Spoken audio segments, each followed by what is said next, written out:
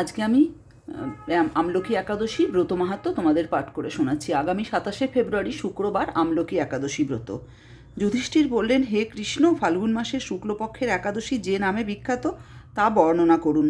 শ্রীকৃষ্ণ বললেন, হে মহাভাগ যুধিষ্ঠির, মান্ধাতার প্রশ্নের উত্তরে মহাত্মা বশিষ্ঠ এই একাদশীর মহিমা কীর্তন করেছিলেন। আপনার কাছে এখন আমি সেই কথা বলছি। এই একাদশীর নাম আমলকি। বিষ্ণুলোক প্রদানকারী রূপে এই একাদশী বিশেষভাবে মহিমান্বিত। প্রাচীনকালে বৈদিশ নামে এক প্রসিদ্ধ নগর ছিল। এই নগরে চৈত্ররথ নামে এক রাজা রাজত্ব করতেন। চন্দ্রবংশীয় পাশবিন্দুক রাজার পুত্ররূপে তিনি জন্মগ্রহণ করেন। তিনি অত্যন্ত শক্তিমান ও ঐশ্বর্যশালী ছিলেন। শাস্ত্রজ্ঞানেও তিনি ছিলেন সুনিপুণ। তার রাজ্যের সর্বত্রই মনোরম আনন্দপূর্ণ এক দিব্য পরিবেশ লক্ষ্য করা যেত। প্রজারা ছিলেন বিষ্ণুভক্তি পরায়ণ। সকলেই একাদশী ব্রত পালন করতেন। তার রাজ্যে কোনো অভাব অমঙ্গল ছিল না। এইভাবে প্রজাদের নিয়ে রাজা চৈত্ররথ সুখে দিন যাপন করতে থাকেন। একসময় ফাল্গুনী শুক্লপক্ষের দ্বাদশীযুক্তা আমলকি একাদশী তিথি সমাগত হওয়ায় রাজ্যের সকলেই এই ব্রত পালনের সংকল্প করলেন। ওই দিন প্রাতঃস্নানের পর প্রজাদের নিয়ে রাজা ভগবান শ্রীবিষ্ণুর মন্দিরে যান।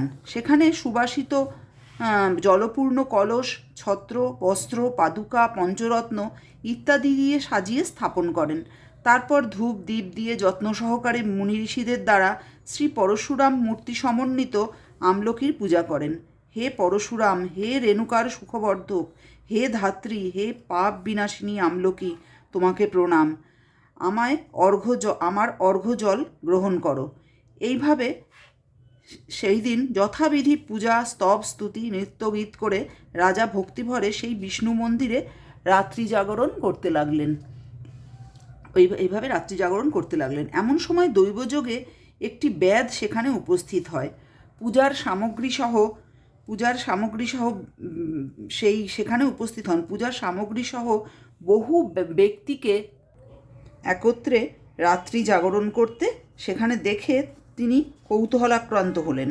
সে ভাবল, এসব কী ব্যাপার। বিষ্ণু মন্দিরে প্রবেশ করে সে বসে পড়ল। কলসের ওপরে স্থাপিত বিষ্ণু মূর্তি দর্শন করল। ভগবান বিষ্ণু ও একাদশীর মাহাত্ম্য সে মনোযোগ দিয়ে শুনল। সারা দিন ওই ব্যাধ কিছুই আহার করেনি। এইভাবে ক্ষুধায় কাতর হয়ে সেখানে সে রাত্রি জাগরণ করল। পরদিন প্রজাসহ রাজা নগরের দিকে যাত্রা করলেন। সেই ব্যাধও তার গৃহে ফিরে গেল। এরপর এক সময় ব্যাধের মৃত্যু হলো।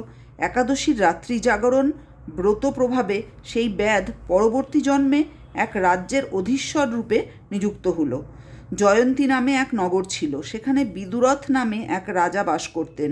ওই ব্যাধ বিদুরথ রাজার মহাবলী পুত্ররূপে জন্মগ্রহণ করেন। তার নাম হয় বসুরথ। 1,00,000 গ্রামের আধিপত্য তিনি লাভ করলেন। তিনি ছিলেন সূর্যের মতো তেজস্বী, চন্দ্রের মতো কান্তিমান ও পৃথিবীর মতো ক্ষমাশীল।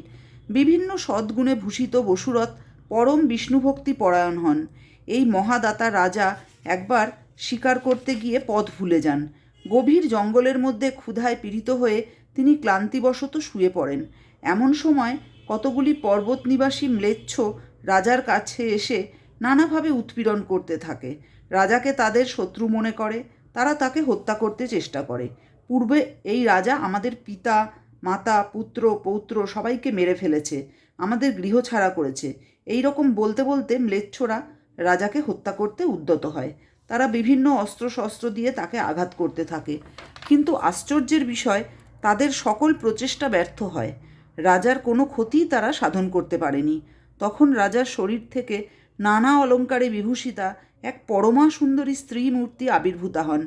মহাশক্তিধারিণী এই নারী অল্প সময়ের মধ্যেই সকল পাপী ম্লেচ্ছকে নিধন করল। রাজার নিদ্রাভঙ্গ হল। এই ভয়ানক হত্যাকাণ্ড দেখে রাজা অত্যন্ত বিস্মিত হলেন।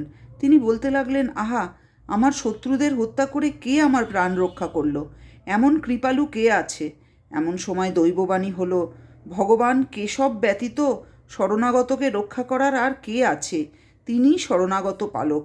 এই দৈববাণী শুনে তিনি ভক্তিচিত্তে গৃহে ফিরে এলেন। তারপর প্রজাসহ মহাসুখে ইন্দ্রের মতন নিষ্কণ্টক রাজ্যভোগ করতে লাগলেন। বশিষ্ঠ বললেন, হে রাজন্য, যে মানুষ এই পরম উত্তম আমলকি একাদশী ব্রত পালন করেন তিনি নিঃসন্দেহে বিষ্ণুলোক প্রাপ্ত হন। নমস্কার বন্ধুরা।